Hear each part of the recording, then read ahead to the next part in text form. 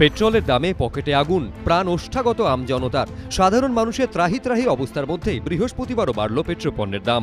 লাগাম ছাড়া মূল্যবৃদ্ধি রান্নার গ্যাসের, ঊর্ধ্বমুখী কেরোসিনের দামও। 30শে মে পশ্চিমবঙ্গ, অসম, কেরল, তামিলনাড়ু ও পুদুচেরিতে ভোট শেষ হয়। আর ভোট মিটতেই তারপর থেকে এদিন পর্যন্ত 38 বার দাম বাড়ল পেট্রোলের। সেঞ্চুরি পার করেও তা থামার লক্ষণ নেই। মানুষ চাইছে পরিত্রাণ, আর তার উপর লাগাতার চাপানো হচ্ছে বোঝা। লিটার প্রতি 39 পয়সা বেড়ে বৃহস্পতিবার কলকাতায় পেট্রোলের দাম হয়েছে 100 টাকা 62 পয়সা। বেড়েছে ডিজেলের দামও।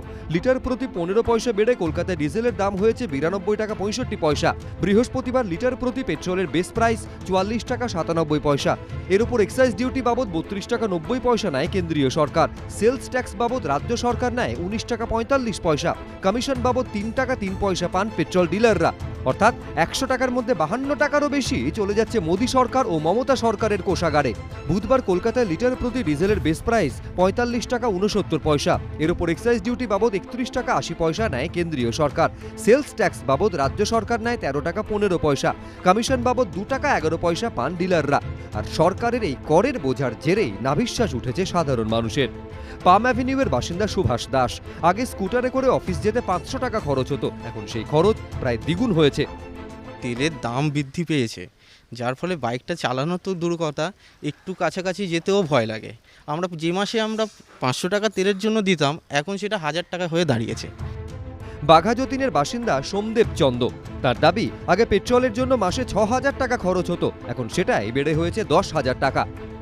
পেট্রোল খরচা আমার যেরকম কাজকর্ম তাতে অ্যাভারেজে প্রায় মাস গেলে 3 থেকে 4000 টাকার মতন বেড়ে গেছে।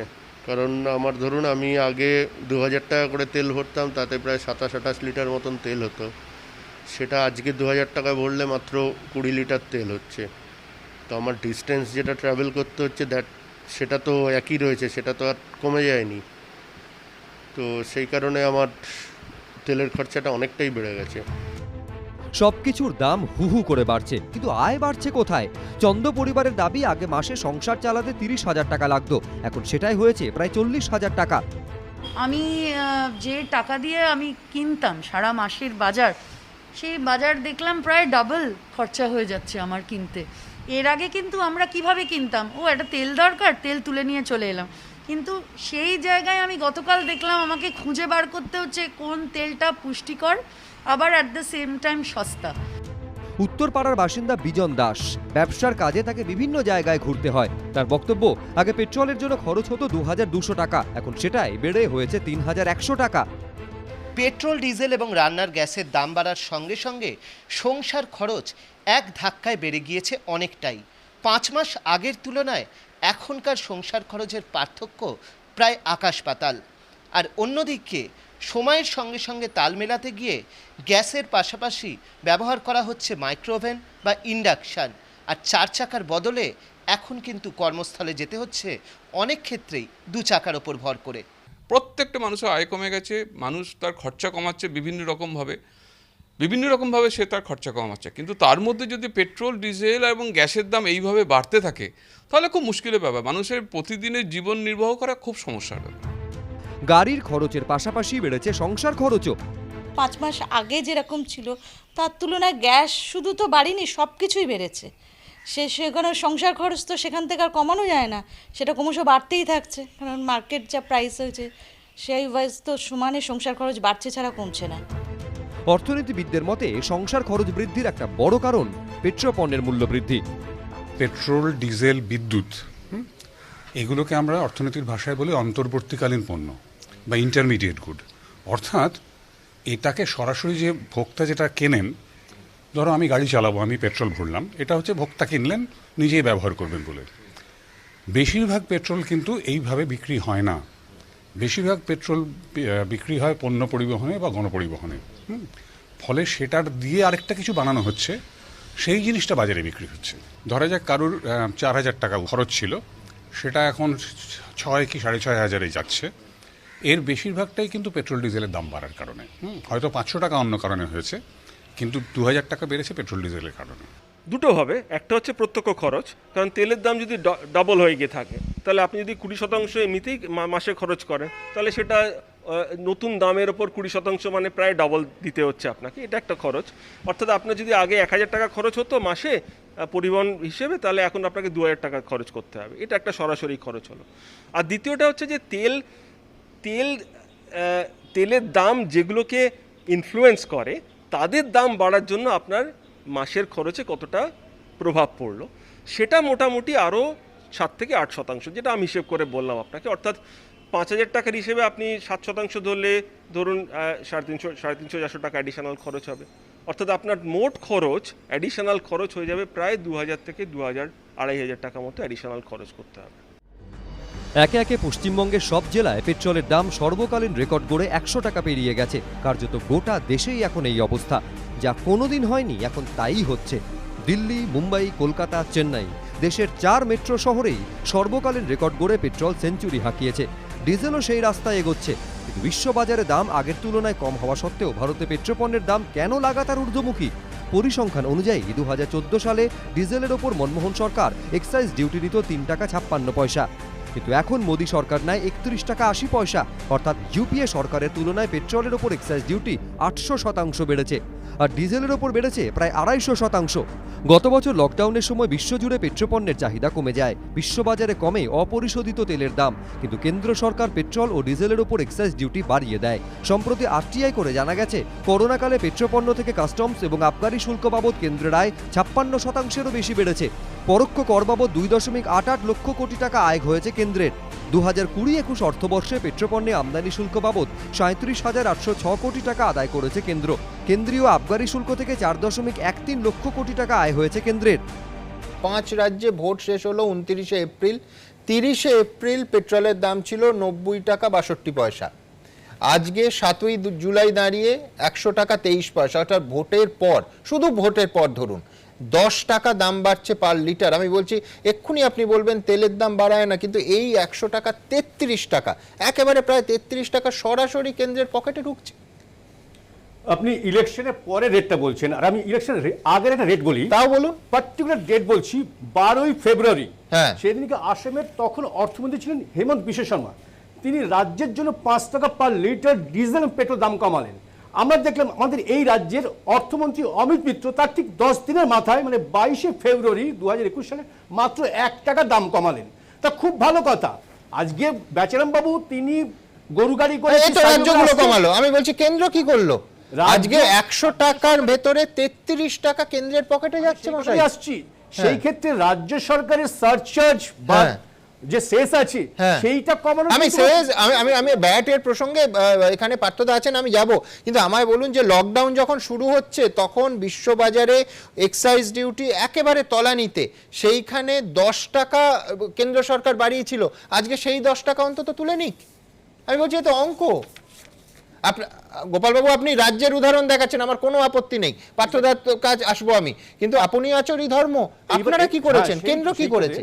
যেটা আমাদের ইউনিয়ন পেট্রোল মিনিস্টার যেটা বলছিলেন যে ধর্মেন্দ্র প্রধান, যে 35,000 কোটি টাকা কালেকশন করতে হবে কিন্তু এই জায়গাটা থেকেই, কারণ রেভিনিউ জেনারেট না করতে পারলে কোভিডের সঙ্গে যে লড়াইটা করছি আমরা, তাহলে সেটা বলুন যে আমি রেভিনিউ জেনারেট করতে হবে সেই জন্য মানুষের পকেট কাটবো, আর তার সঙ্গে কিন্তু কুমিরের কান্নাটা যায় না, কোনো একটা বাঁচতে হবে। আপনি অতীতে যাচ্ছেন, আমি দ্বীপের কাছে পরেরটা আসবো। আমি বলছি 7 বছর আগে অপরিশোধিত তেলের আন্তর্জাতিক বাজারে, বারবার এই উদাহরণ দিই, প্রতি ব্যারেল $101 ছিল। আজকে কোনো বিদেশে দাম বেড়েছে তা নয়, সেই পেট্রোলের দাম আজকের দিনে দাঁড়িয়ে $76 প্রতি ব্যারেল, অর্থাৎ দামটা কমেছে।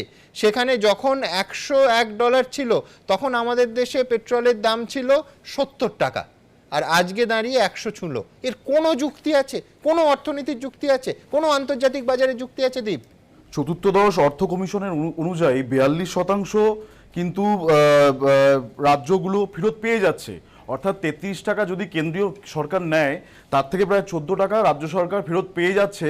রাজ্য সরকারের উচিত তারা যে টাকাটা পাচ্ছে, আমি তোমার সঙ্গে একমত, রাজ্য সরকারের তো উচিত, কেন্দ্রেরও তো কিছু উচিত থাকবে। আমি তো একদম অঙ্ক করে দেখাচ্ছি তো, রাজ্যের পাটে আসবো।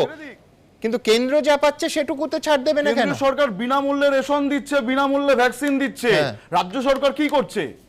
রাজ্য সরকার শুধু কেন্দ্রের পার্থদা, আমি বলছি এই 100 টাকার মধ্যে 20 টাকা হচ্ছে একেবারে সরাসরি রাজ্য সরকারের ভ্যাট, অর্থাৎ দুটো সরকার মিলে প্রায় 50 টাকা 53 টাকার কাছাকাছি এই 100 টাকা থেকে অ্যাকচুয়ালি খুব গোদাভাবে বললে আপনাদের পকেটে ঢুকছে কেন্দ্র এবং রাজ্য।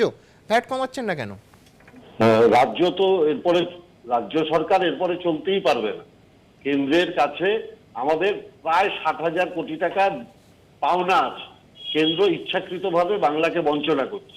ঠিক, আপনি ঠিক বলেছেন, কিন্তু তাহলে আর এই গরুর গাড়ি বা সাইকেলেরটা এটা নাটক মনে হয় তো দাদা? আমরা তো আমাদের প্রতিবাদ করব, আমাদের তো দেখুন এই দাম কমানো কিংবা বাড়ানো এর সিদ্ধান্ত নেওয়ার মালিক হচ্ছে কেন্দ্রীয় সরকার। কেন্দ্রীয় সরকার যদি 100 টাকাটা কালকে 90 টাকা করে দেয়, স্বাভাবিকভাবেই আমাদের পাওনার পরিমাণ কমে যাবে, কিন্তু এটা সিদ্ধান্ত নেবে কে? 3.71 লক্ষ কোটি কেন্দ্র সরকার দাম, আমি বলছি যে কিন্তু ভ্যাট কমানোর দায়িত্ব, ভ্যাট কমানোর একেবারে এটা আপনাদের ইচ্ছাধীন, রাজ্যের সম্পূর্ণ 3.71 লক্ষ কোটি টাকা রাজস্ব আদায় করেছে কেন্দ্রীয় সরকার। আর কোভিডের জন্য 35,000 কোটি টাকা বাজেটে ধরা ছিল, সেই টাকাটা কোথায় গেল? 35,000 কোটি টাকা কোভিডের জন্য ধরা ছিল, পিএম কেয়ারসের টাকার হিসেব কোথায়? পিএম কেয়ারসে কারা টাকা দিল, কিসের জন্য টাকা দিল? তাহলে যদি আবার তেল থেকেই কোভিডের টাকা তুলতে হবে, তাহলে পিএম কেয়ারসের টাকাটা কোথায়? এক্ষুনি দ্বীপ বলবে যে 80 কোটি লোককে আমি বিনা পয়সায় রেশন দিচ্ছি, ঠিক আপনারা যেরকম বলছেন যে রাজ্য সরকার চলবে কি করে? লাস্ট 2 বছর ধরে বিনা পয়সায় রেশন দিচ্ছে, পয়সাটা আসছে কোথা থেকে? তাকে তো রাজস্ব আদায় করেই করতে হচ্ছে।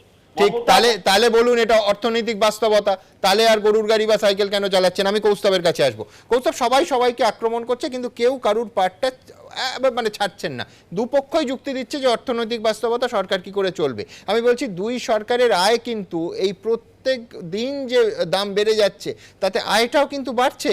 আমি বলছি এর একটাই সলিউশন, দীর্ঘদিন ধরে বামপন্থীরা যেটা বলছেন যে জিএসটির আন্ডারে নিয়ে আসা হোক।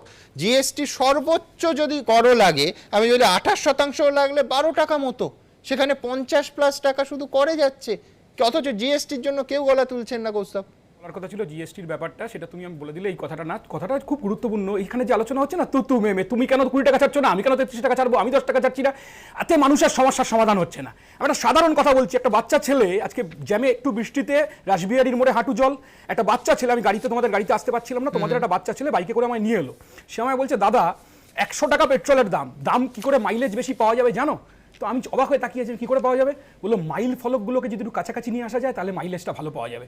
মানে এখন এইরকম অবস্থা হয়েছে মানুষ, আসলে এই দুটো সরকার কোনো কিছু করবে না, একে অপরকে দোষারোপ করবে, তুতুমেমে করবে, অথচ মানুষের সমস্যার সমাধান করবে না। আর ভোটের পর তুমি যে তথ্য দিলে, ভোটের আগে এখানে তুমি এই কথা তুলেছিলে, ভোটের সময়ও আমাদের একটা প্রোগ্রামে পেট্রোল ডিজেল নিয়ে তুমি আলোচনা করেছিলে এবং তুমি আশঙ্কার প্রকাশ করেছিলে এবং আমরা অনেকেই কথা বলেছিলাম যে ভোট যেই শেষ হবে তখন দেখবে আসলে। আমি শুধু দর্শকদের মনে করিয়ে দেবো, কর্ণাটকে ভোটের আগে মানে ঠিক কিভাবে তেলের দাম আটকে রাখা হয়েছিল, এ তো রাজনৈতিক সিদ্ধান্ত, তো স্পষ্ট বোঝা যায়। এবং ঠিক যেদিন কর্ণাটকের ভোট শেষ হলো, ফলাফল বেরোনোর আগে লাফিয়ে দাম বেড়ে গেল। বারবার ভারতবর্ষ এই অঙ্ক দেখেছে, তাই তো বিশ্বনাথ দা? একেবারে প্রথমত দীর্ঘদিন ধরে আমরা দাবি জানাচ্ছি যে জ্বালানি কেন জিএসটির আন্ডারে আসবে না। আপনি লক্ষ্য করুন না, মমতা বন্দ্যোপাধ্যায় বলেন যে জিএসটির মধ্যে আসুক জ্বালানি, না নরেন্দ্র মোদী বলে। তার কারণটা হলো এই যে দান খয়রাতির রাজনীতি, সেটা তো পুরোটাই এইভাবে জ্বালানির থেকে ট্যাক্স নিয়ে কেন্দ্র তার মতন করে দান খয়রাতি 14% দু সরকারেরই আয় কমে যাবে একেবারে। ফলে আমি বলছি যে এই যে ডোল পলিটিক্সটা যে করে, এই ডোল পলিটিক্সটাই করার সুযোগ পায় জিএসটিতে, যেহেতু জ্বালানি নেই। অর্থনীতিবিদ থেকে শুরু করে সমাজের নানা স্তর থেকে বারবার দাবি উঠছে। আপনি দেখুন মমতা বন্দ্যোপাধ্যায়কে আপনি বলাতে পারবেন না যে জিএসটি জ্বালানি জিএসটির মধ্যে ঢুকুক, মমতা নরেন্দ্র মোদীকেও বলাতে পারবে না। দ্বিতীয় প্রশ্ন, সেটা হলো খুব সিরিয়াস লেভেলে আপনাকে বলছি যে আপনি প্লেইং টু গ্যালারি করছেন, আপনি গরুর গাড়ি দিয়ে ডেমনস্ট্রেশন করছেন, অথচ আপনি বাস্তবটাকে মেনে নিচ্ছেন না। আপনি না কর ছাড় দিয়ে মানুষকে রেহাই দিতে পারছেন, আর আপনাকে নিজের এক্সপেন্ডিচার বজায় রাখবার জন্য আপনাকে এখানে জ্বালানি থেকে অর্থ সংগ্রহ করতে হচ্ছে। কেন্দ্রকে রাজ্যকেও। একদম। আমি বলছি তাহলে জাদ উপায়টা কি? আমি বলছি পেট্রোল ডিজেল শুধু নয়, রান্নার গ্যাসের দাম আমি হিসেব করছিলাম গত 6 মাসে 241 টাকা বেড়েছে। আমি বলছি আর ঠিক একই সময় কোভিডের জন্য মানুষের রোজগার কমেছে, একেবারে স্পষ্ট বহু মানুষ রোজগার হারিয়েছেন, আর সেখানে মানে আমি বলছি উপায়টা কি? মানে একটা হচ্ছে একটা অর্থনৈতিক সমস্যা, যে সমস্যাটা রাজ্য স্তরে এবং কেন্দ্র স্তরে, যে আলটিমেটলি যেটা দেখা যাচ্ছে ভারতবর্ষের অর্থনীতিতে লকডাউনের একটা প্রভাব আছে। তাছাড়াও হচ্ছে এই কোভিড আসার আগেই জিএসটি এবং ডিমনিটাইজেশনের জন্য হচ্ছে ছোট এবং মাঝারি শিল্প অত্যন্ত বাজেভাবে এফেক্টেড হয়েছে। পশ্চিমবঙ্গে একটা অর্থনৈতিকভাবে শিল্পায়নের একটা অভাব আছে, শুধুমাত্র কৃষির ওপর ভিত্তি করে, ছোট শিল্পের ওপর ভিত্তি করে চলছে না। তার উপর সরকারের যে জনমুখী নীতিগুলো নিচ্ছেন কেন্দ্র সরকার এবং রাজ্য সরকার, তার জন্য টাকা লাগবে। সেই টাকাটা হচ্ছে আপনি আমি দিচ্ছি, সেটা আমরা পেট্রোল কিনে দিচ্ছি। আপনি ভাবুন 100%-এর ওপর ট্যাক্স যদি আমি রিয়েল টার্মসে, মানে পেট্রোলের দাম যদি 44 টাকা 45 টাকা হয়, আমরা 52 টাকা 53 টাকা করে ট্যাক্স দিচ্ছি, 100% ট্যাক্স দিচ্ছি। এবং এটা দেখা যাচ্ছে যে ইনডাইরেক্ট ট্যাক্স ভারতে এবং পশ্চিমবঙ্গে ইনডাইরেক্ট ট্যাক্সের শেয়ারটা বেড়ে যাচ্ছে। এদিকে পেট্রোপণ্যের রেকর্ড মূল্যবৃদ্ধির জেরে নাজেহাল সাধারণ মানুষ। ইংরেজ বাজারের বাসিন্দা স্বরূপা ভট্টাচার্য খাবারের হোম ডেলিভারি করেন। তার বক্তব্য, আগে বাইকে করে বাড়ি বাড়ি খাবার পৌঁছে দিতে যেখানে 3600 টাকা খরচ হতো, এখন সেখানে খরচ বেড়ে হয়েছে 5000 টাকা। পেট্রোলের দাম বাড়ার ফলে এই যে বাইকে করে তো আমাকে পৌঁছাতে হচ্ছে খাবারটা, সেই পেট্রোলের দাম বাড়ার জন্য যে হারে বেড়েছে, মানে অস্বাভাবিকই বেড়েছে। তো সেই কারণে আমাকে সব দিক অ্যাডজাস্ট করার জন্য তো আমাকে খাবারের দামগুলো বাড়াতেই হচ্ছে। সেই কারণে অনেক কাস্টমার অসন্তুষ্ট হচ্ছে, বা সবাইকে তো আমি বোঝাতে পারছি না যে আমি এই কারণে দাম বাড়িয়েছি। এবার বলছি যে দেখুন সব জিনিসেরই তো দাম বেড়েছে, সেই কারণে আমি একই রেট কি করে রাখতে পারি। হাওড়ার কদমতলার বাসিন্দা শ্রাবণী দাস, তার বক্তব্য, আগে সংসার চালাতে 6000 টাকা খরচ হতো, এখন সেটাই বেড়ে হয়েছে 8000 টাকা। বাজেট তো আর বাড়ছে না, একটা বাজেট নির্দিষ্ট আছে, তার ফলে খাওয়া দাওয়াতে কাটছাট করতে হয়েছে। আগে যদি আমরা 3টে তরকারি ভাত খেতে পারতাম, এখন সেটা আমাকে 1 তরকারি ভাতের মধ্যে করতে হচ্ছে। অনেক দিন হচ্ছে এরকম যে মাংস বা মাছ বাদ দিতে হচ্ছে, সপ্তাহে 2 দিন 3 দিন অল্প কিছু নিরামিষের উপর দিয়ে চালাতে হচ্ছে, কারণ রোজগার তো সেইভাবে বাড়ছে না মানুষের। মানুষ ত্রাহি ত্রাহি করছে, একটু বাঁচার আশ্রয় খুঁজছে, কিন্তু কেন্দ্রীয় সরকার বা রাজ্য সরকার কেউই দাম না কমিয়ে শুধুই একে অপরের ঘাড়ে দায় চাপিয়ে চলেছে। পেট্রোলের দাম কম হোক, কিন্তু পুরোটা সরকারের হাতে নেই, আন্তর্জাতিক মার্কেটের সঙ্গে যুক্ত। কংগ্রেস করে দিয়ে গেছে এটা, তাও সরকার চেষ্টা করছেন। সবাই মিলে যদি চেষ্টা করে, রাজ্য সরকার কেন্দ্র সরকার সবাই যদি শেষ কমায়, তাহলে মানুষের একটু সুবিধা হতে পারে। पेट्रोल डीजल और डोमेस्टिक गैस में अब देखिए 3.71 लाख करोड़ कलेक्शन किया है पब्लिक का पॉकेट से। क्यों किया है? 1 साल में कितना किया है? 2 महीने का अंदर देखो कितना किया है। इसका करने का बाद भी चुपचाप बैठा है, खाली भाषण देता है कभी कभी। 2014 লোকসভা ভোটের সময় বিশ্ববাজারে অপরিশোধিত তেলের দাম ছিল $108 প্রতি ব্যারেল। তখন পেট্রোলের দাম ছিল প্রতি লিটার 75 টাকা 51 পয়সা, ডিজেল ছিল 57 টাকা 28 পয়সা। এখন বিশ্ববাজারে অপরিশোধিত তেলের দাম ব্যারেল পিছু কমে হয়েছে $76। অথচ দাম বেড়ে কলকাতায় 1 লিটার পেট্রোল এখন 100 টাকা পার করেছে। ডিজেলও ভয়ঙ্কর রেকর্ড গড়ে পিছু পিছু হাঁটছে। অর্থাৎ বিশ্ববাজারে দাম কমেছে, অথচ ভারতে হু হু করে বাড়ছে। এরা বলছে যে পেট্রোপণ্যের যে দাম বৃদ্ধি হচ্ছে কোভিডের জন্য, সেন্ট্রাল গভর্নমেন্ট বলছে। এটা কিন্তু ঠিক নয়। 2014-এর আগে কত ছিল এবং আজকে কি অবস্থা?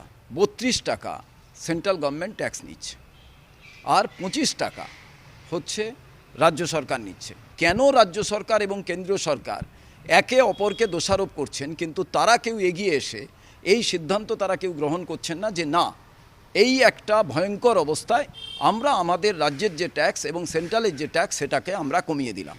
গত 7 বছরে আমার হিসেব অনুযায়ী মোদী সরকার পেট্রোপণ্যে বাড়তি ট্যাক্স আদায় করেছে 25 লক্ষ কোটি টাকা, লুট ফ্রম পিপল। গত 10 বছরে মমতার সরকার পশ্চিমবাংলায় পেট্রোপণ্যে অ্যাডিশনাল ট্যাক্স তার থেকে লুট করেছে অ্যাটলিস্ট 2 লক্ষ কোটি টাকা। এই সমস্ত মানুষের উপরে বোঝা চাপিয়ে দিয়ে লুট করে মানুষকে সর্বশান্ত করছে। মেলা খেলা উৎসব চলছে, লাভের লাভ মানুষের কিছু হচ্ছে না। আর পেট্রোল ডিজেলের এই সর্বকালীন রেকর্ডের আবহে সাধারণ মানুষ থেকে অর্থনীতিবিদ সকলের প্রশ্ন একটাই, কেন বাকি সব জিনিসের মতো পেট্রোপণ্যকে জিএসটির আওতায় আনা হচ্ছে না? সেটা করলেই তো দাম 1 লাফে অনেকটাই কমে যেতে পারে। এখন তো 100 টাকায় প্রায় 50 টাকা ট্যাক্স, হ্যাঁ, ফলে সেটা যদি 28 টাকায় চলে আসে তাহলে অনেকটাই ট্যাক্স কমে যাবে। সেই কারণেই জিএসটির বাইরে রাখা হয়েছে এটাকে, যাতে সরকারের কর আদায়ের সুবিধা হয়, বেশি কর পাওয়া যায়। কিন্তু মানুষের উপরে চাপটা বাড়ছে। জিএসটি হলে সুবিধা হচ্ছে দুটো, একটা হচ্ছে হারটা কমে যাবে, 2 হচ্ছে ওখানে যারা পেট্রোপণ্য তৈরি করেন তারা ডিউটি ড্রব্যাক পাবেন, এখানে সেই সুযোগটা নেই। জিএসটিটা যদি বসে তাহলে এক্সাইজ ট্যাক্স বা সেলস ট্যাক্স বা ইত্যাদি ইত্যাদি যে ট্যাক্সগুলো রয়েছে, যেটা প্রায় অন্তত পক্ষে 50 টাকার মতন দাঁড়াচ্ছে, সে টাকাটা কিন্তু কমে 28 বা 30 টাকার মতন গিয়ে দাঁড়াবে। অনেকটাই আমার মনে হয় জিএসটি বসলে পরে পেট্রোপণ্যের মূল্যটা সাধারণ মানুষের হাতের নাগালের মধ্যে থাকবে। জিএসটি লাগু হওয়া উচিত, তাহলেই সাধারণ মানুষ বাঁচবে। সমস্ত মানুষের স্বার্থে জিএসটি লাগু হোক আমরা চাই। তাতে কি হবে, সব জিনিসে যদি জিএসটি লাগু হয়, তেল বা অন্য পার্টিকুলার একটা বা দুটো জিনিসে কেন লাগু হবে না?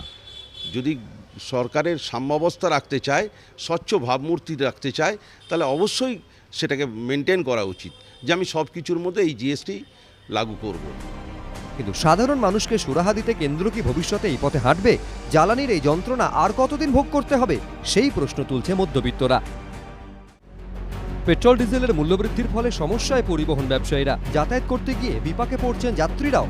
কলকাতায় সেঞ্চুরি করে ফেলেছে পেট্রোল, পিছু পিছু আসছে ডিজেল। এরই মধ্যে করোনায় লক্ষ লক্ষ মানুষ বেকার, চাকরি যাচ্ছে, বেতন নেই। তারই মধ্যে এভাবে সর্বকালীন রেকর্ড গড়ে জ্বালানির দাম বাড়ায় জোর ধাক্কা খেয়েছে রাজ্যের পরিবহন ব্যবসা। এই প্রেক্ষাপটে কিছুটা স্বস্তি দিতে মেয়াদ বাড়িয়ে 31শে ডিসেম্বর পর্যন্ত রোড ট্যাক্স ও অতিরিক্ত ট্যাক্স মকুবের প্রস্তাব দেওয়া হয়েছে রাজ্য বাজেটে। তাতেও অবশ্য ছবিটা বদলায়নি। শহরের রাস্তায় এখনও সেভাবে দেখা যাচ্ছে না বেসরকারি বাস। কোনো রুটে 10%, আবার কোনো রুটে মাত্র 15% প্রাইভেট বাস চলছে।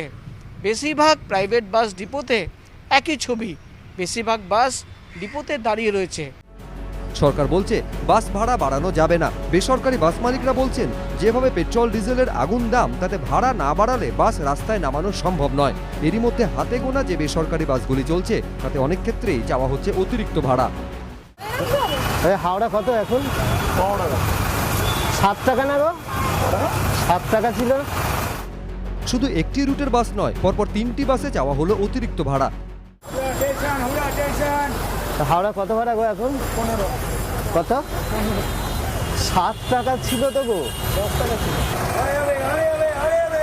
হাওড়া কত গো? 10 টাকা না? একই ছবি ধরা পড়লো ধর্মতলাতেও। হাওড়া কত গো এখন? হাওড়া কত? 9 টাকা ছিল। ভাড়া বেড়ে গেল না কি? গাড়ি চালানো যাবে না। হাওড়া কত গো এখন? হাওড়া কত? 10। 7 ছিল তো, 10 হয়ে গেছে। তবে অতিরিক্ত বাস ভাড়ার চেয়েও বড় সমস্যা হয়ে দাঁড়িয়েছে জরুরি কাজের জন্য রাস্তায় নেমে বাসের দেখা না পাওয়া। যেমন কসবার বাসিন্দা সুবোধ কুমার মণ্ডল রুবি মোড়ে 1 ঘন্টা দাঁড়িয়েছিলেন বাস ধরার জন্য। হয়রানি থেকে মুক্তি পেতে এর মতো অনেকেই বাস ভাড়া বাড়ানোর পক্ষপাতী। কতক্ষণ দাঁড়িয়ে রয়েছে? আপনার 30 মিনিট। আধ ঘন্টা দাঁড়িয়ে রয়েছে। কোথায় যাবেন? আপনার নাট্যের বাজার, নিউটাউন নাট্যের বাজার। বারাসাত বিচারে না আপনার 15 মিনিট অন্তর থাকতো, সেখানে 30 মিনিট হয়ে একটাও আসেনি।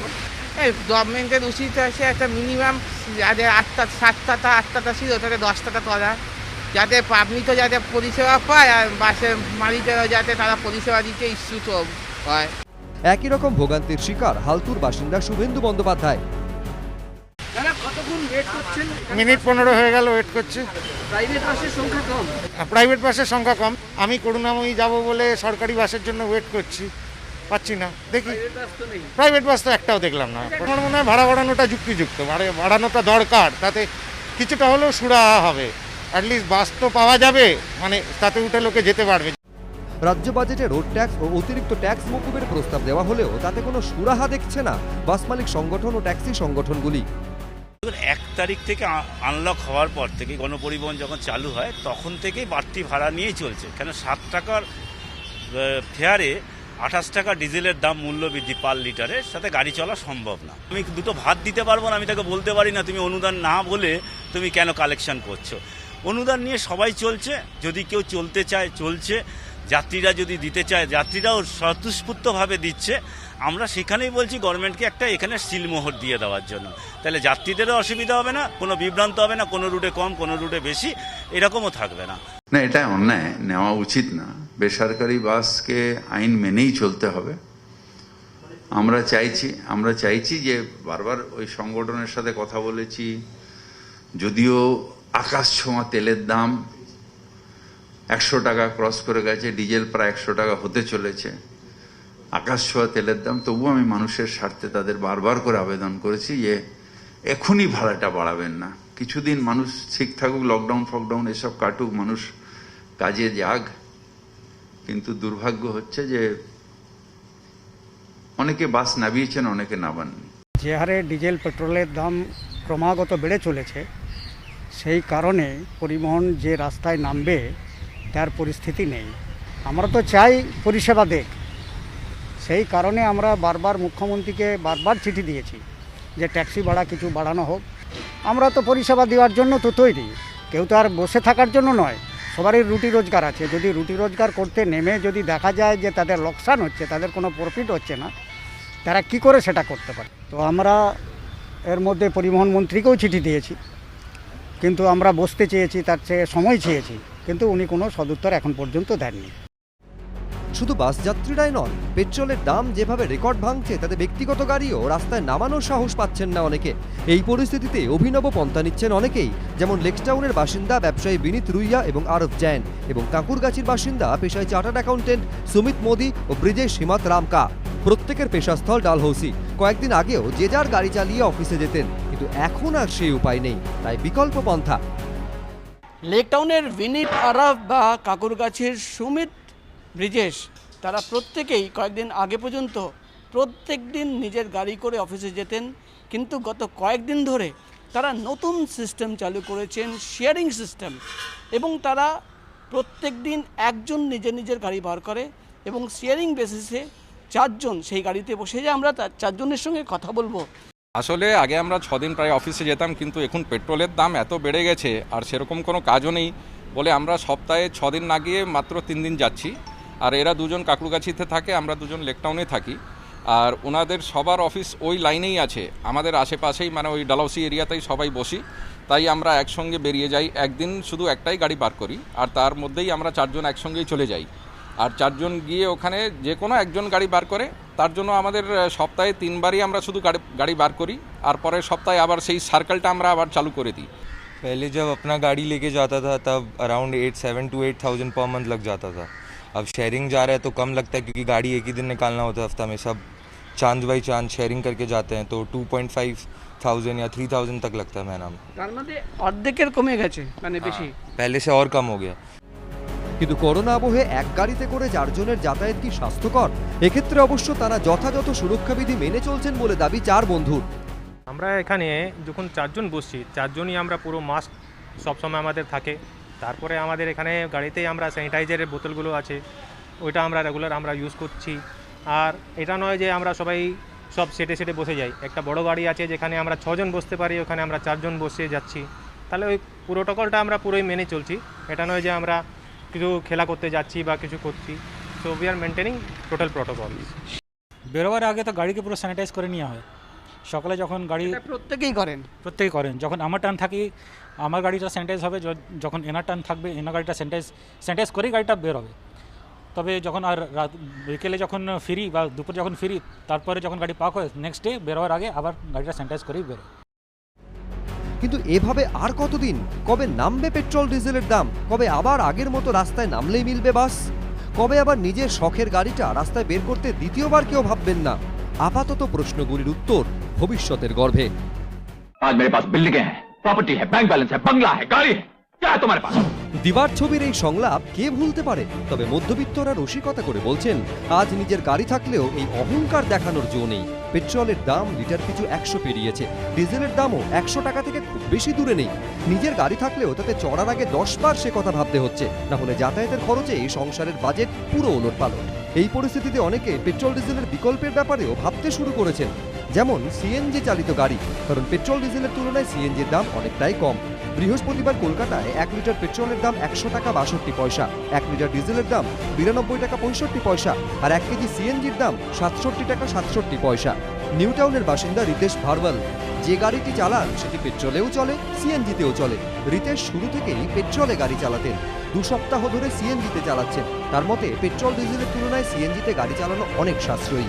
তার বক্তব্য অনুযায়ী 1 লিটার পেট্রোলে তার গাড়িটি প্রায় 15 কিলোমিটার যায়, অর্থাৎ প্রতি কিলোমিটারে তার খরচ হয় প্রায় 7 টাকা। আর 1 কেজি সিএনজিতে রিতেশের গাড়ি চলে 20 কিলোমিটার, অর্থাৎ প্রতি কিলোমিটারে খরচ প্রায় 4 টাকা।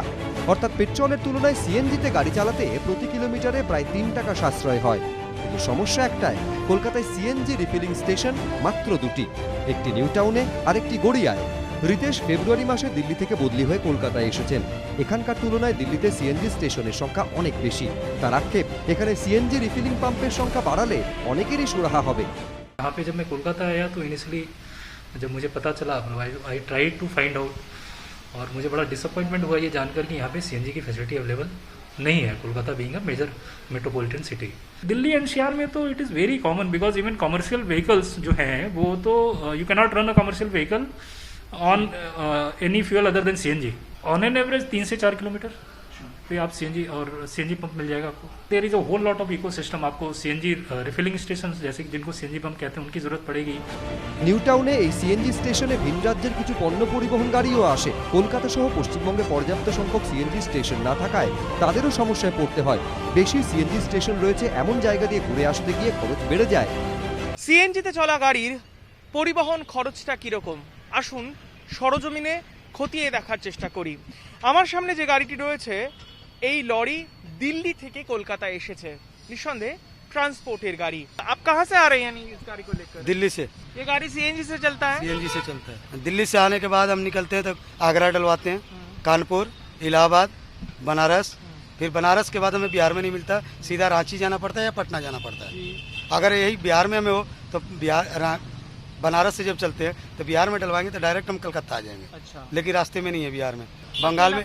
हाँ, कोलकाता में कल्ला पेट्रोल पंप सीएनजी का ही है। हाँ, वर्तमान में है, लेकिन वहाँ प्रेशर नहीं होता है। बंगाल में सीएनजी पंप एक्स्ट्रा खुल जाए, जगह जगह पे खुल जाए तो डीजल और पेट्रोल की बचत हो जाएगी, सीएनजी पे गाड़ी चलेंगी, 2 पैसे हमें भी बचेगा। দক্ষিণে গড়িয়ায় সিএনজি স্টেশনে গিয়ে দেখা গেল সেখানে গাড়ির বিশেষ ভিড় নেই। পাম্প মালিকের দাবি, পর্যাপ্ত সংখ্যক রিফিলিং স্টেশন নেই বলে সিএনজি গাড়ির চাহিদাও সেভাবে বাড়ছে না। প্রথম মানে 4-5টা করে আসছিল, তারপর এখন 15টা, 16টা, কোনো দিন 17টা, মোটামুটি ডেলি 100-110 কেজি এরম পার ডে বিক্রি হচ্ছে। এখন নতুন যেসব গাড়ি যারা কাস্টমার গাড়ি কিনছে সব সিএনজি গাড়ি কিনছে, মানে আমাদের কাছে এসে জিজ্ঞেস করছে কেমন সার্ভিস আছে, কমার্শিয়াল নাম্বার আছে, প্রাইভেট নাম্বার কিছু আছে। চিনার পার্ক নিউ আলিপুরেও সিএনজি রিফিলিং স্টেশন তৈরি হচ্ছে, কিন্তু সিএনজি রিফিলিং স্টেশনের সংখ্যা যত দিন না বাড়ছে ততদিন সাশ্রয় হবে জেনেও সিএনজি গাড়ি কেনার পথে হাঁটার ভরসা পাচ্ছেন না কেউই। করোনার সংকট, বেকারত্ব, আকাশ ছোঁয়া রান্নার গ্যাসের দাম, পেট্রোল ডিজেলের দামে সর্বকালীন রেকর্ড, সাঁড়াশি চাপে নাজেহাল অবস্থা সাধারণ মানুষের। পেট্রোলের দামটা অতিরিক্ত বেড়ে গেছে, অটো খরচাটাও বেড়ে গেছে। অটো তো মানে উঠলেই 15 টাকা, সাইকেলটাই সুবিধা হয় আমাদের জন্য, অত খরচা আমরা কোথায় পাবো? গ্লোবাল পেট্রোল প্রাইসেস.com এর তথ্য অনুযায়ী ভারতে যখন সেঞ্চুরি হাঁকিয়েও ঝোড়ো ব্যাটিং করে চলেছে পেট্রোল, তখন প্রতিবেশী রাষ্ট্র বাংলাদেশে পেট্রোলের দাম ভারতীয় মুদ্রায় 79 টাকা, পাকিস্তানে লিটার প্রতি পেট্রোলের দাম ভারতীয় মুদ্রায় 53 টাকা, ভুটানে 68 টাকায় মিলছে 1 লিটার পেট্রোল, শ্রীলঙ্কায় পেট্রোলের দাম লিটারে 69 টাকা। আর ভারতে জনতার পকেটে আগুন ধরাচ্ছে পেট্রোলের দাম, তার সঙ্গে যুক্ত হয়েছে বাসের আকাল। এই পরিস্থিতিতে পেট্রোলের দাম আকাশ ছোঁয়া হওয়ায় বাইক থাকলেও অনেকেই তা ব্যবহার করতে পারছেন না। শহরে বাস নেই, পরিবহন খরচ বেশি, বাইক আছে কিন্তু তার জ্বালানির খরচ চড়া, তাই সাইকেলই ভরসা। কলকাতা শহরে এভাবেই পাল্টাচ্ছে পরিবহন সংস্কৃতি। বহু মানুষই এখন বাধ্য হয়ে মাইলের পর মাইল সাইকেল চালিয়ে কর্মক্ষেত্রে যাচ্ছেন। যে ভিআইপি রোডে আগে সাইকেলের দেখা মিলত না, এখন সকাল থেকেই সেখানে সাইকেলের লম্বা লাইন। যেমন বাগুইয়াটির বাসিন্দা সীতা জানা, বাগুইয়াটি থেকে উল্টোডাঙ্গা পর্যন্ত সাইকেলে যান। ভেবেছিলেন স্কুটার কিনবেন, কিন্তু জ্বালানির মূল্যবৃদ্ধির জেরে তা আর হয়ে ওঠেনি, কপালে শুধুই দুর্ভোগ। 21-এর পর থেকে আমি এটা ভেবেই ছিলাম যে আমি একটা স্কুটি নেব। সমস্ত জিনিসের দাম হিসাবে, তেলের দাম হিসাবে, সব দিক দিয়ে একটা একটা ইকোনমিক সমস্যা থেকেই যাচ্ছে, সেই জন্য ভাবছি এখন ঠিক আছে, মোটামুটি যেরকম চলছে এরকম দেখি কতদিন। একই অবস্থা তেঘরিয়ার বাসিন্দা কাজল দাসেরও। পরিবহনের খরচ যা বেড়েছে তাতে সাইকেলে করেই প্রতিদিন কাজে যাচ্ছেন। রোদ ঝড় জলের মধ্যে এভাবে যেতে কষ্ট হচ্ছে, কিন্তু উপায় কি? সাধারণ মানুষের কথা কে ভাবে? পরিশ্রম হলে কিছু করার নেই, রোদ আছে, বৃষ্টি আছে, সবকিছু এই যে আকাশের ওয়েদার দেখছেন, এখানে আপনার তার মধ্যে বৃষ্টিও আসতে পারে যে কোনো মুহূর্তে, ভিজতে ভিজতেই যেতে হয়। শুরু হয়ে গেলেও বাসের খরচা ওই যে বললাম প্রথমেই অ্যাভেল করবার, এটা তার মধ্যে নিজেদেরও একটু ভয় আছে যে কোত্থেকে কি হয়ে যাবে এতজনের বিষয়ের মধ্যে। একটা বাসে গ্যাদারিং মাঝে মধ্যে দেখতেই পাচ্ছেন। বাস ভাড়াটাও একটা জিনিস, যেখানে সংসার চালাবার হয়ে যাচ্ছে। আমি এখন মানে যেটা ছিল আমার 600 টাকা আপ ডাউনে, সেটা এখন গিয়ে দাঁড়িয়েছে 900 টাকা। সেটা কি করে কি হবে? নিউ ব্যারাকপুরের বাবলু গুহ গত বছর বাইক কিনেছিলেন, কিন্তু পেট্রোলের রেকর্ড দামের জেরে বাইক এখন ঘরবন্দি। অগত্যা সাইকেলই সঙ্গী। বাইক রয়েছে কিন্তু বাইক ইউজ করতে পারছি না। 100 টাকা পেট্রোল লিটার, হ্যাঁ আমার পড়তে পোষাবে না, ওই জন্য ওটা বাইকটা বাড়িতে রেখেছি, আমি লোকালি চালাচ্ছি বাজারঘাটে যাওয়ার জন্য। দুর্গানগরের বাসিন্দা বাবলু দত্তের মতো কেউ কেউ আবার পেট্রোলের অগ্নিমূল্যের জেরে ইলেকট্রিক বাইকের দিকে ঝুঁকেছেন, কারণ খরচ কম। তেল তো অলরেডি বাড়তেই আছে, লাস্ট বাড়তে বাড়তে বাড়তে বাড়তে একটা তেলের চিন্তা ভাবনার খরচা যথেষ্ট কম আছে। 50-60 কিলোমিটার চলছে, আমার 10 টাকা পর্যন্ত খরচা হচ্ছে না। আর এখন যদি 50 কিলোমিটার আমি চলতে গিয়ে 100 টাকার উপরে আমার খরচা হয়ে যাচ্ছে তেলের খরচা। তো সেখানে আমার ব্যাটারিতে সবথেকে ভালো আছে। এই গাড়িতে যাতায়াত করতে পলিউশনও হচ্ছে না, সরকারেরও সাধারণ মানুষেরও সুবিধা হচ্ছে। একদিকে করোনা, অন্যদিকে পেট্রোলের অস্বাভাবিক মূল্যবৃদ্ধি, দুইয়ের জেরে বদলে গেছে এই মানুষগুলোর দৈনন্দিন জীবন। रामचंद्र कह गए सिया से ऐसा कल जुग आएगा, हंस चुगेगा दाना दुन का, हंस चुगेगा दाना दुन का, कौआ मोती खाएगा। সদ্যপ্রয়াত কিংবদন্তি অভিনেতা দিলীপ কুমারের অভিনীত ছবির এই গান যে আজ প্রাসঙ্গিক, সত্যি এক আজব সময়। পেট্রোল ডিজেল রান্নার গ্যাসের আকাশ ছোঁয়া দামে চারিদিকে ত্রাহি ত্রাহি রব। গত বছরের 1 মে কলকাতায় 14.2 কেজির এলপিজি সিলিন্ডারের দাম ছিল 584 টাকা 50 পয়সা। 2রা ডিসেম্বর সেই দাম বেড়ে দাঁড়ায় 670 টাকা 50 পয়সা। চলতি বছরের ফেব্রুয়ারিতে 3বার দাম বাড়ে রান্নার গ্যাসের। ওই মাসের শেষের দিকে 25শে ফেব্রুয়ারি এলপিজি সিলিন্ডারের দাম বেড়ে হয়েছিল 820 টাকা 50 পয়সা। 1 মার্চ সেটা বেড়ে হয় 845 টাকা 50 পয়সা। 1 এপ্রিল 10 টাকা কমে দাম হয় 835 টাকা 50 পয়সা। আবার 1 জুলাই 1 লাফে দাম বেড়ে হয় 861 টাকা 50 পয়সা। এইভাবে এলপিজি সিলিন্ডারের দামে আগুন লাগায় অনেক বাড়িতেই নিভে গেছে ওভেনের আগুন। নিউটাউনের বাসিন্দা কেন্দ্রীয় সরকারি কর্মচারী দিব্যেন্দু ঘোষ, তার স্ত্রী শিখা। ঘোষ পরিবারের হেসেলে রান্নার গ্যাস ও ওভেন সবই আছে, কিন্তু আগের মতো আর এই ওভেন বেশি জ্বালানো হয় না। খরচ বাঁচাতে বিকল্প হিসাবে ব্যবহার করা হচ্ছে ইন্ডাকশন বা মাইক্রো ওভেন। যদি গ্যাসে রান্না করি সে তো আমাদের মানে মাসও যায় না, তাই এবার আমরা যদি অত দাম দিয়ে গ্যাস মাসে 2টো করে নিই আমাদের তো হবে না, কুলাবে না। বাজেটটা বেড়ে গেছে বলেই ইন্ডাকশানে, মাইক্রো ওভেনে বা মাঝে মাঝে ইন্ডাকশানেও আমি রান্নাটা করছি। এখন এতটাই বেড়ে যাচ্ছে সেটা আমাদের অ্যাডজাস্ট করা মুশকিল হয়ে যাচ্ছে। মান্থলি যে আমাদের একটা খরচা ছিল আজ থেকে 1 বছর আগে বলুন 6 মাস আগে, তার প্রায় 40% আমাদের খরচা বেড়ে গেছে। রান্নার গ্যাসের বিকল্প বেছে নিয়েছেন যাদবপুরের সন্তোষপুরের বাসিন্দা ইপসিতা দত্ত। কমিয়ে দিয়েছেন রান্নার পদ, চা তৈরি করতে আর গ্যাস পোড়ান না, ইলেকট্রিক কেটলিতেই কাজ সারেন। সকালে যখন আমি ঘুম থেকে উঠি তখন আমার রান্না কি করব সেটা এখন আর মাথায় চিন্তা থাকে না, এখন চিন্তা হচ্ছে আমার গ্যাসটা কতক্ষণ জ্বলবে। দেখুন আমরা সবাই মধ্যবিত্ত ফ্যামিলির, তো আমাদের সবার তো একটা বাজেট থাকে, আর একজন বাড়ির মহিলার মেইন দায়িত্ব থাকে সেই বাজেটটাকে কন্ট্রোল করব। এবার আমি দেখছি আমার বাদবাকি সমস্ত কিছুই বেশিরভাগটাই আমার গ্যাসের পেছনে চলে যাচ্ছে, যেটা একটা মধ্যবিত্ত ফ্যামিলির পক্ষে খুব কষ্টকর। সিলিন্ডারের বদলে ইন্ডাকশনে ভরসা রাখছেন উত্তরপাড়ার বাসিন্দা বিপাশা দাসও। ডাবল সিলিন্ডার নিতে 7বার চিন্তা করতে হচ্ছে, সেই জন্যে অনেক সময় এরকমও হয় আমি রান্না করে রাখি, হয়তো মাইক্রো ওভেনে সেগুলো গরম করে নিলাম, কারণ একটা গ্যাস কেনার পর আর একটা গ্যাস কেনার জন্যে 7বার চিন্তা করতে হচ্ছে। গরিব মহিলাদের কথা চিন্তা করে মোদী সরকার যতই উজ্জ্বলা যোজনা চালু করুক না কেন, ভারতে আজও রান্নার জন্য কেরোসিনই ভরসা বহু ঘরে। তবে কেরোসিনের গন্ধ নয়, তার দামেও আজ চোখে জ্বালা ধরছে অনেকের। গত বছর 1 এপ্রিল রেশনে বিক্রি হওয়া কেরোসিনের লিটার প্রতি দাম ছিল 28 টাকা। 4 মে লকডাউনের সময় এক ধাক্কায় সেই দাম কমে গিয়েছিল 16 টাকায়।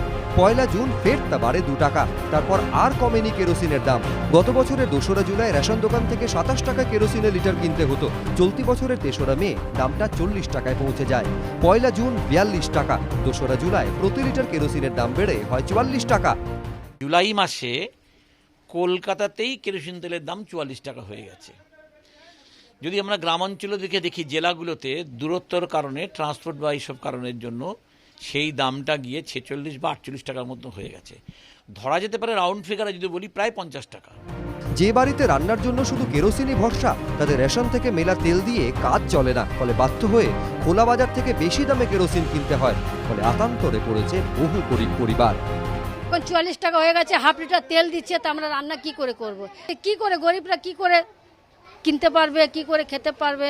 এই সব জিনিসের দাম যে এত এত বেশি, গরিবরা তো মরে যাচ্ছে। বাইরে থেকে কিনি, বাইরে 60 টাকা 70 টাকা লিটার, বন্ধ কারখানা, ওই যা হোক করে রান্না করছি। দাম বাড়ার ফলে এখন যেটা হয়েছে, গ্রামের মানুষ তারা যেমন গ্যাস কিনতে পারছে না এককালীন 900 টাকা দিয়ে, আবার কেরোসিন কিনতে গিয়ে ওই 48 টাকা দাম, মানে মোরাললেস 50 টাকার কাছাকাছি দাম।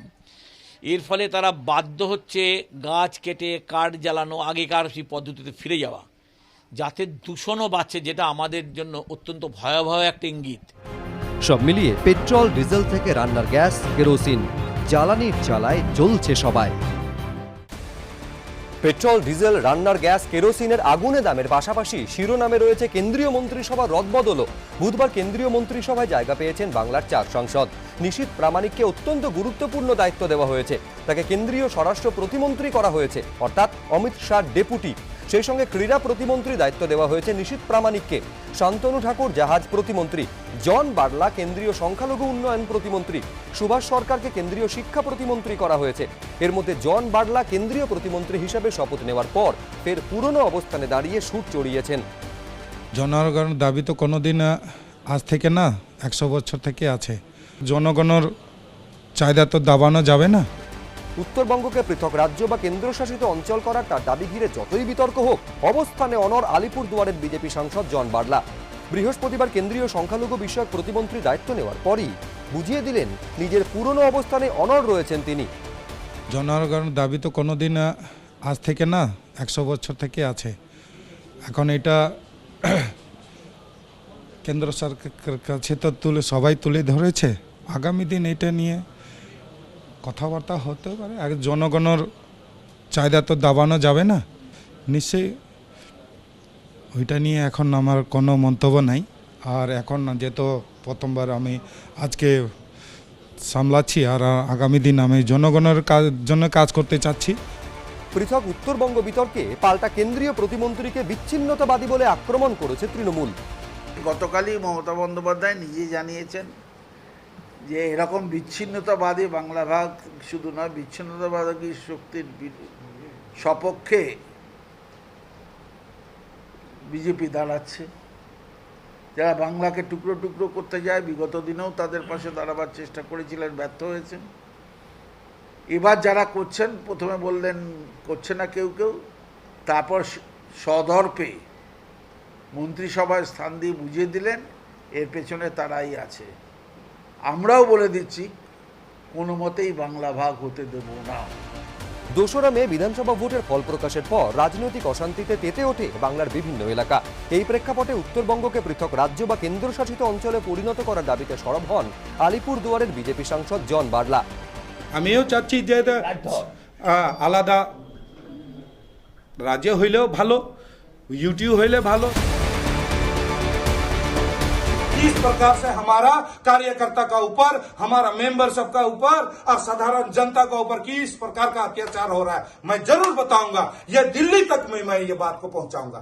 ये चुपचाप बैठने वाला नहीं है। इसीलिए मैंने आवाज उठाया था कि उत्तर बनना चाहिए। বিজেপি রাজ্য সভাপতি স্পষ্টভাবে বঙ্গভঙ্গের বিরোধিতা করলেও নিজের অবস্থানে অনড় থেকেছেন আলিপুরদুয়ারের বিজেপি সাংসদ। এরপরই তার চমকপ্রদ উত্থান। मैं जॉन बार्ला ईश्वर के शपथ लेता हूं कि मैं विधि द्वारा स्थापित भारत के संविधान के प्रति सच्ची श्रद्धा और निष्ठा रखूंगा। প্রথমবার সাংসদ হয়ে মোদী মন্ত্রিসভায় ঠাঁই।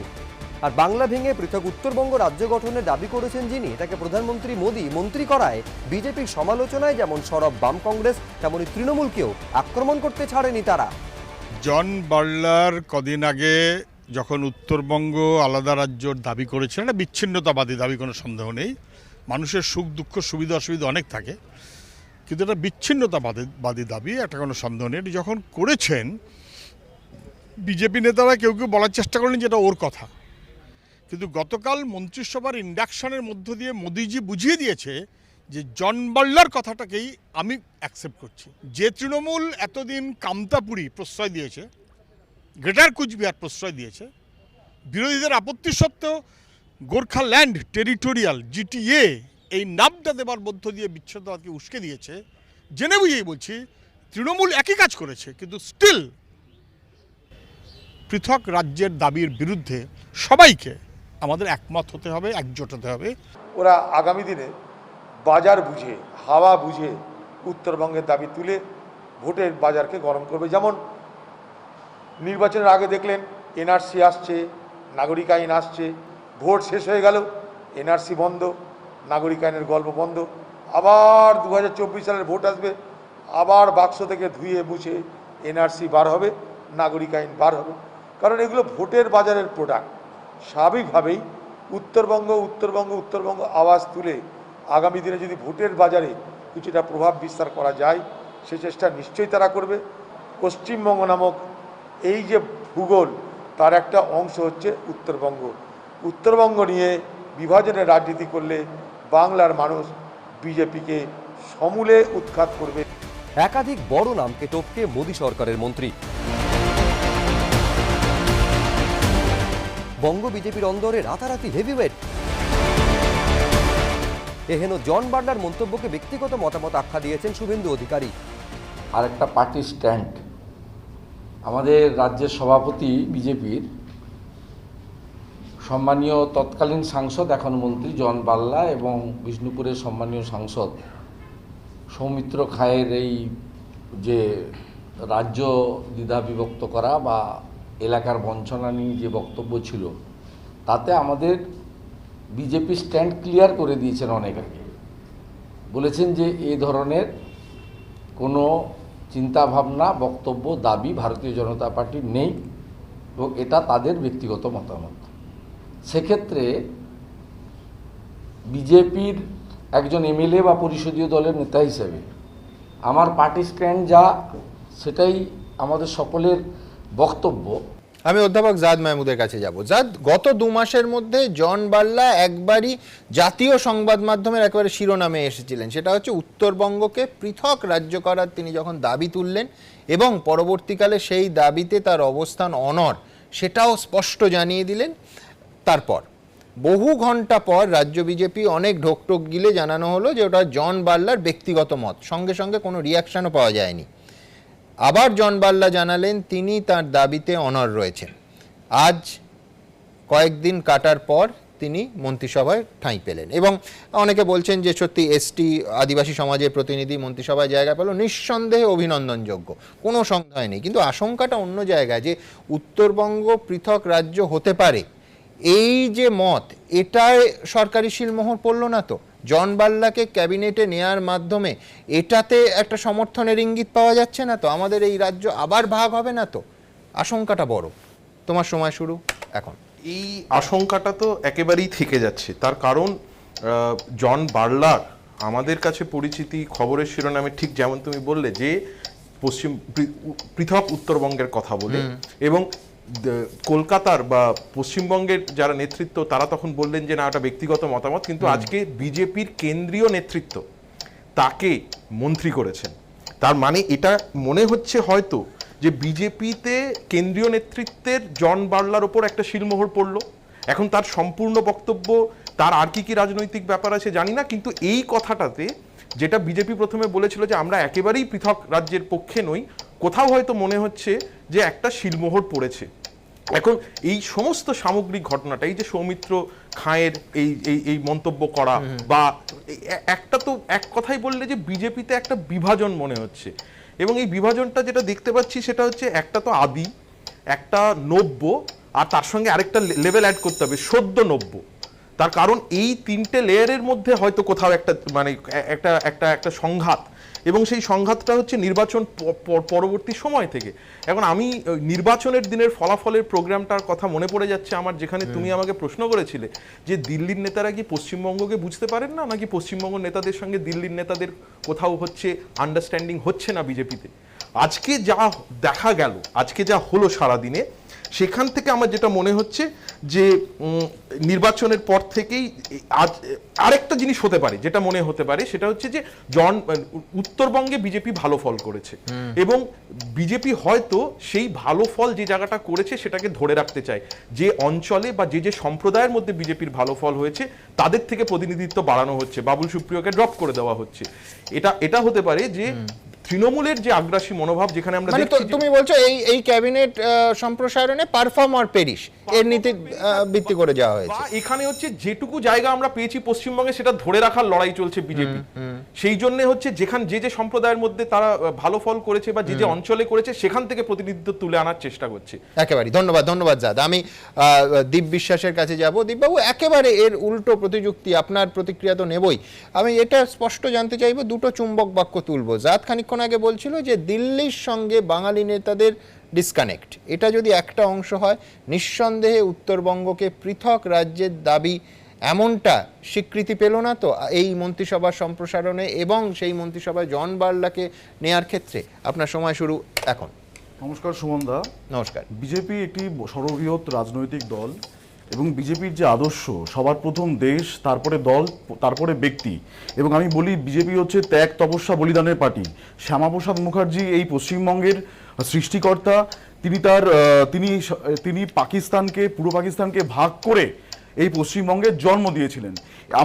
আমাদের সমস্ত নেতৃত্ব, বিজেপির রাজ্য থেকে কেন্দ্রীয় নেতৃত্ব, কেউ চান না রাজ্যের ভাগ হোক, সেটা খুব স্পষ্টভাবে বারবার বলে দেওয়া হয়েছে।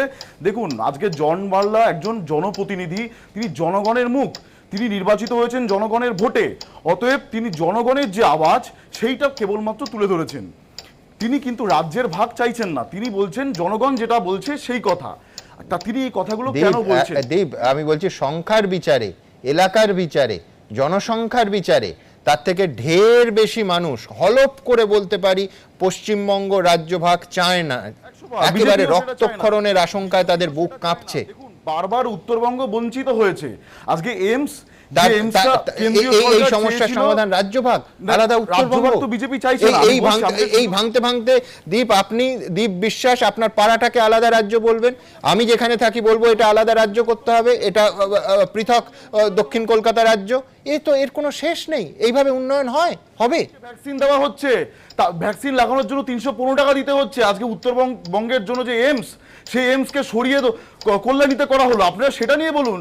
আজকে এখান থেকে মন্ত্রিত্ব এই কারণে করা হয়েছে, মন্ত্রিত্ব এই কারণে দেওয়া হয়েছে যাতে উত্তরবঙ্গের উন্নয়ন হোক, আজকে আদিবাসী মানুষের উন্নয়ন হোক, সেই দিকে লক্ষ্য রেখে আজকে এসসি থেকে হোক বা রাজবংশী মানুষদের পক্ষ থেকে হোক মন্ত্রিত্ব দেওয়া হয়েছে।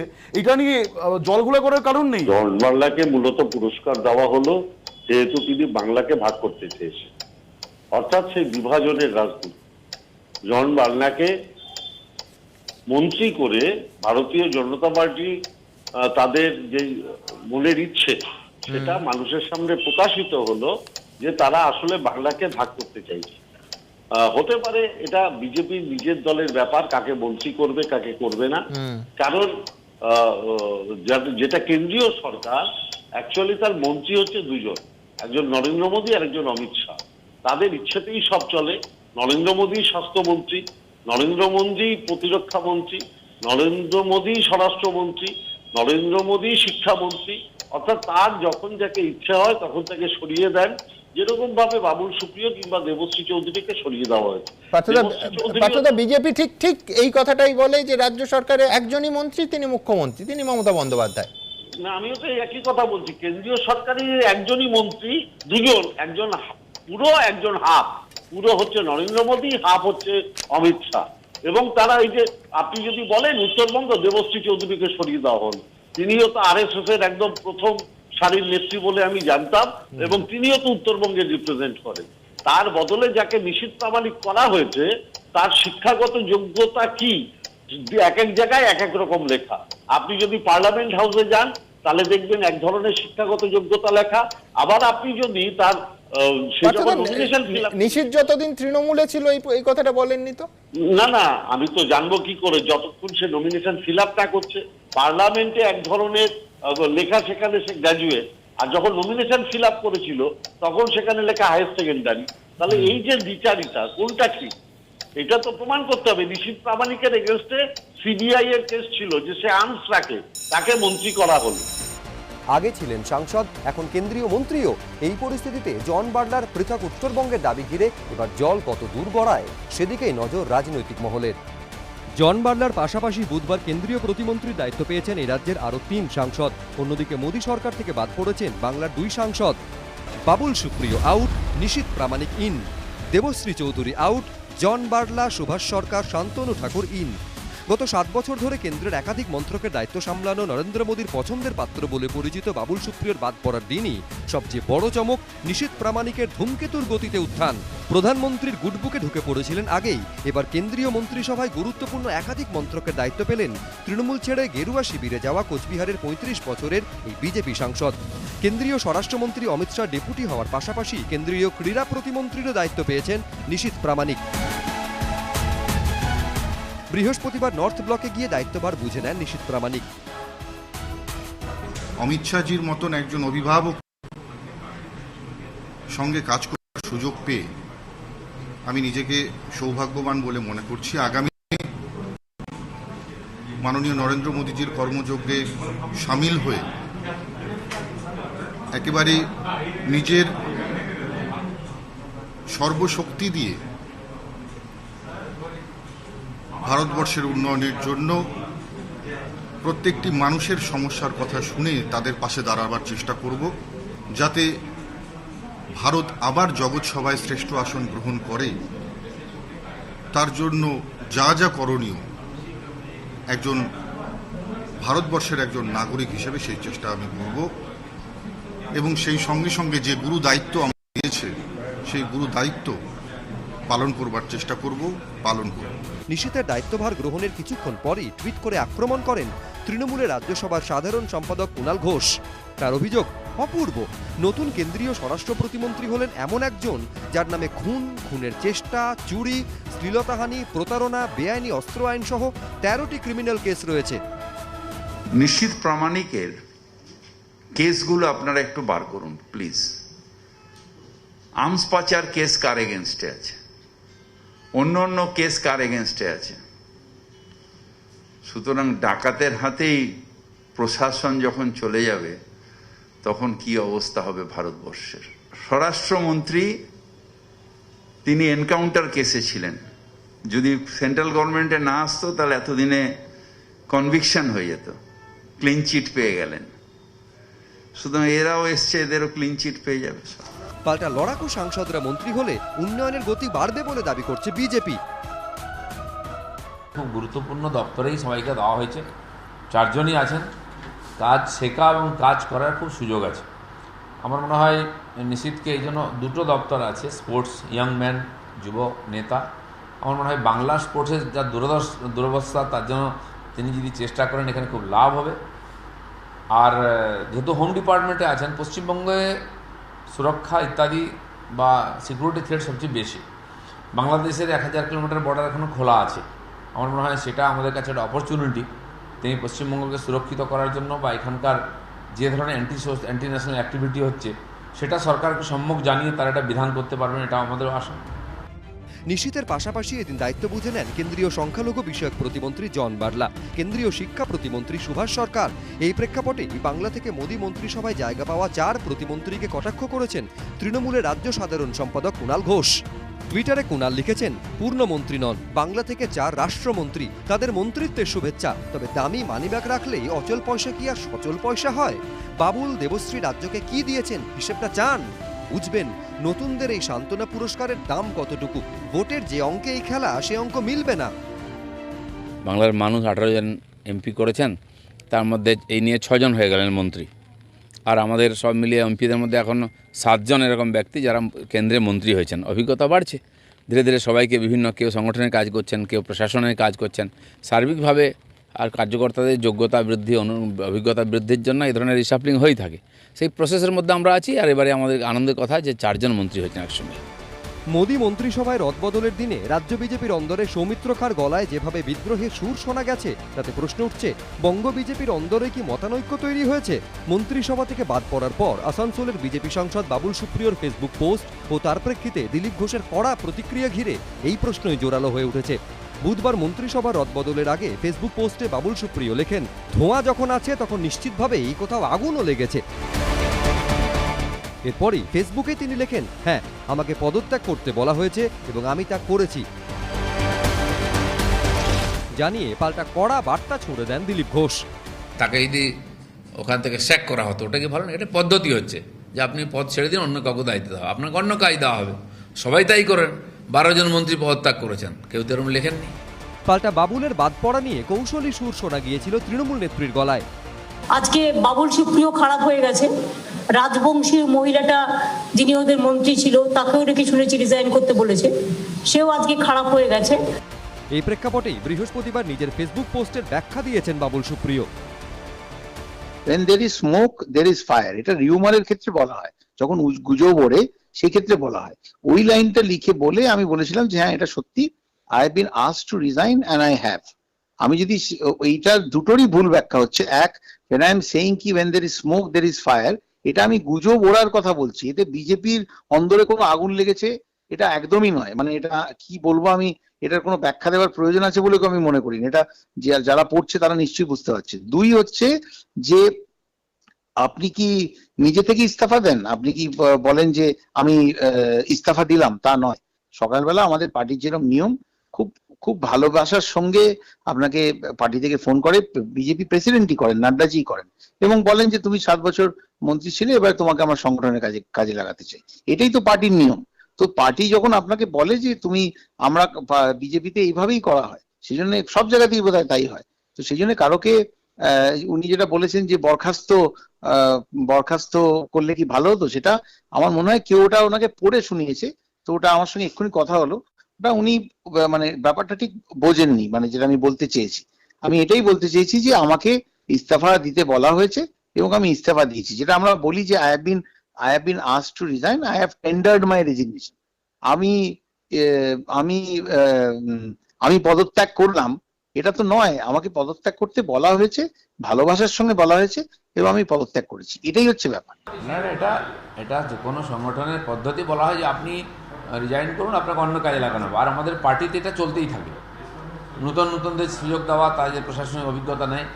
আর যারা সিনিয়রের উপরে আছেন, যারা প্রশাসন চালাচ্ছেন, মোদি যে আছেন, আমাদের এটা সৌভাগ্য বলা যায়, বাংলায় একসঙ্গে 4 জন নতুন মুখকে আনা হয়েছে বাংলার বিজেপির জন্য। এটা একটা খুব আনন্দের খবর এবং বড় একটা সুযোগ এসেছে। সেজন্য টিএমসিতে যারা এই ধরনের নিয়ে কমেন্ট করছেন, তাদের চিন্তা করার কোনো কারণ নেই। বিজেপি একটা আছে, থাকবে, নিজেদের পার্টি সামলান। বিজেপি পার্টির তারা সরকার আছে, তারা মনে করেছে তাদের বিধানসভা নির্বাচনের ফলাফলের পরিপ্রেক্ষিতে কাউকে পুরস্কৃত করা, কাউকে তিরস্কৃত করা, কাউকে খাতির করা, কাউকে বর্জন করা, সেটাই করেছে।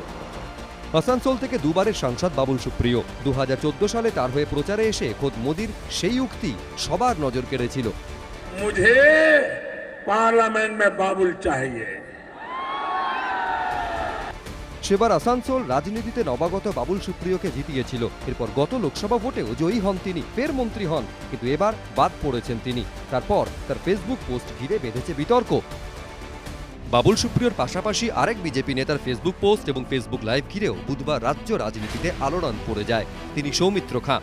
বিধানসভার যিনি দলনেতা হয়েছেন, তিনি নিজেকে জাহির করছেন, দলটাকে জাহির করছেন না। নতুন নেতা এসে যেভাবে মিসগাইড করছে দিল্লির নেতৃত্বকে, তাতে ভালো কিছু হচ্ছে না। আমি ঘরের লোকের জন্য কখনোই চাইনি যে ভাই বাবাকে এই করে দাও, ভাইকে এই করে দাও, এই পোস্টটা আমি কখনোই চাইনি। বুধবার এভাবেই শুভেন্দু অধিকারীকে কড়া ভাষায় আক্রমণ করেছিলেন বিষ্ণুপুরের বিজেপি সাংসদ সৌমিত্র খাঁ। খোঁচা দিয়েছিলেন দিলীপ ঘোষকেও। আমাদের মাননীয় প্রেসিডেন্টকে বললেও তিনি অর্ধেকটা বোঝেন, অর্ধেকটা বোঝেন না। কিন্তু সত্যি কথা বলতে আজকে বাংলায় যারা মন্ত্রী হয়েছে তাদের জন্য খুশি, কিন্তু বাংলা বিজেপি যেভাবে চলছে তাতে ভালো কিছু হবে না। যুব নেতা তো এ ধরনের অর্বাচীন কাজকর্ম করাটা খুব স্বাভাবিক। প্রথম ছোটদের দোষ মাফ করে দিই আমরা, তো সেই তার বয়সের সঙ্গে যদি ম্যাচুরিটি না আসে তার জন্য পার্টিতে সব ব্যবস্থা হবে। পাগলামির একটা সীমা থাকে। রাজনীতিতে জোকারদের খুব গুরুত্ব থাকে সবসময়। নিজের ওজন কমানোটা ঠিক নয়, তাকে পার্টির যে যোগ্যতার সম্মান দিয়েছে তার মর্যাদা রক্ষা করা উচিত, নাহলে কি পার্টি তো ছেড়ে দেবে যে কোনো লোককে। বুধবার সৌমিত্র খাঁর ফেসবুকে আক্রমণের সঙ্গে সঙ্গেই ফেসবুক পোস্ট করে মমতা বন্দ্যোপাধ্যায়ের পাশে দাঁড়িয়ে শুভেন্দুকে একহাত নিয়েছিলেন তৃণমূল ছেড়ে বিজেপিতে যাওয়া রাজীব বন্দ্যোপাধ্যায়ও। এই প্রেক্ষাপটে ফেসবুকে বিজেপি নেতা রাজীব বন্দ্যোপাধ্যায় ও সব্যসাচী দত্তকে আক্রমণ করলেন বিজেপির রাজ্য যুব মোর্চার সাধারণ সম্পাদক অমৃতা বন্দ্যোপাধ্যায়। এই রাজীব বন্দ্যোপাধ্যায় যে ভোটের আগে চার্টার ফ্লাইটে করে বারবার দিল্লি গেছে এবং সিদ্ধান্ত নিয়েছে, বড় বড় কথা বলেছে মমতা ব্যানার্জির বিরুদ্ধে, তৃণমূলের বিরুদ্ধে, এবং সেই দিন বিরোধী দলনেতার বড় কাছের লোক ছিল। আজকের বিরোধী দলনেতাও অন্য দল থেকে এসছে, তারপরেও ভারতীয় জনতা পার্টির বিরোধী দলনেতা, তার বিরুদ্ধে কোনো রূপ কথা বলার অধিকার আমরা কার্যকর্তারা মেনে নেব না। আমরা দলীয় শৃঙ্খলা সব সময় পালন করি এবং আপনারা যতবার সিদ্ধান্ত নেন, যতবার শাস্তি দেন, আমাদের মতো কার্যকর্তাদের দেন। একমাত্র আমরাই কি দায়বদ্ধ নাকি দলীয় শৃঙ্খলা মেনে নিতে? আর রাজীব ব্যানার্জির মতো লোকেরা আজও কেন শোকজ হয় না? রাজীব ব্যানার্জির মতো, সব্যসাচী দত্তের মতো লোকেদের এখনও পর্যন্ত দলীয় পদাধিকারী করে রাখা হয়েছে, যাতে ওই পদাধিকারটাকে ব্যবহার করে নিয়ে তারা এখানে থেকে দিদিমণির মনের কথাগুলো বলে। গত বিধানসভা নির্বাচনের আগে চার্টার ফ্লাইটে করে দিল্লিতে গিয়ে বিজেপিতে যোগ দেন রাজ্যের প্রাক্তন মন্ত্রী রাজীব বন্দ্যোপাধ্যায়। বিধানসভা নির্বাচনে হাওড়ার ডোমজুর কেন্দ্র থেকে তৃণমূল প্রার্থীর কাছে পরাজিত হন তিনি। বিজেপিকে পরাজিত করে 213টি আসনে জিতে ক্ষমতায় আসে তৃণমূল। তাৎপর্যপূর্ণভাবে এরপরই রাজীব বন্দ্যোপাধ্যায়ের বিভিন্ন মন্তব্য ও ফেসবুক পোস্ট ঘিরে জল্পনা তৈরি হয়। বুধবার সৌমিত্র খাঁর ফেসবুক লাইভের পরপরই রাজীবের এই ফেসবুক পোস্টে তোলপাড় শুরু হয়ে যায় রাজ্য বিজেপির অন্দরে। ফেসবুকে শুভেন্দু অধিকারীকে বিঁধে রাজীব লেখেন, বিরোধী নেতাকে বলবো, যার নেতৃত্বে এবং যাকে মুখ্যমন্ত্রী দেখতে চেয়ে বাংলার মানুষ 213টি আসনে তার প্রার্থীদের ভোট দিয়ে নির্বাচিত করেছেন, সেই মুখ্যমন্ত্রীকে অযথা আক্রমণ না করে সাধারণ মানুষের দুর্দশা মুক্তির জন্য পেট্রোল, ডিজেল এবং রান্নার গ্যাসের মূল্য হ্রাস করায় এখন একমাত্র লক্ষ্য হওয়া উচিত। এই প্রেক্ষাপটে রাজীব বন্দ্যোপাধ্যায় ও সব্যসাচী দত্তকে নিশানা করে সেই ফেসবুকে আক্রমণ শানালেন রাজ্য বিজেপির যুব মোর্চার পদাধিকারী, যদিও বিষয়টিকে বিন্দুমাত্র গুরুত্ব দিতে নারাজ সব্যসাচী দত্ত। ঘটনা হচ্ছে, প্রথম কথা, আমার নাম যেটা বলেছেন রাজীব বন্দ্যোপাধ্যায়ের জবাব রাজীব বন্দ্যোপাধ্যায় দেবেন। আমার নামে যেটা বলেছেন আমি এটা কোনো গুরুত্বই দিচ্ছি না, কারণ তিনি কে, কি, কোন পদে আছেন আমি তাই জানি। এ বিষয়ে রাজীব বন্দ্যোপাধ্যায়ের কোনো প্রতিক্রিয়া পাওয়া যায়নি। এদিকে তৃণমূল থেকে বিজেপিতে আসা সৌমিত্র খাঁ রাজীব বন্দ্যোপাধ্যায়দের ফেসবুকে একের পর এক কড়া বার্তার মধ্যেই দলীয় শৃঙ্খলার বার্তা দিয়েছেন রাজ্য বিজেপি সভাপতি। রাজ্য বিজেপির সঙ্গে প্রবলেম নেই, কারো ব্যক্তিগতভাবে এখানে থাকেই, একটু কে বেশি গুরুত্ব পেলো, বেশি কম গুরুত্ব পেলো, পার্টিতে কথা বলার জায়গা আছে, সেজন্য পার্টিতে উপর থেকে নিচে সব সিস্টেম আছে। যারা একটু বাইরের থেকে এসেছেন তারা সেই সিস্টেমটা এখন বুঝে উঠতে পারেননি। নিজের আশা, আকাঙ্ক্ষা, ইচ্ছা যদি না হয় তখন কোথায় বলতে হয়, কী বলতে হয়, সে ধৈর্য নাই। যে পার্টিতে ওরা কাজ করেছেন সেই পার্টিতে এরকমই হয়, নিজে নিজে একটা পার্টি, এখানে একটাই পার্টি। বিধানসভা ভোটের পরাজয়ের পর দলের অন্দরে মতানৈক্য বিজেপি কিভাবে মেটায়, এখন সেদিকেই নজর রাজনৈতিক মহলের। এবিপি আনন্দ।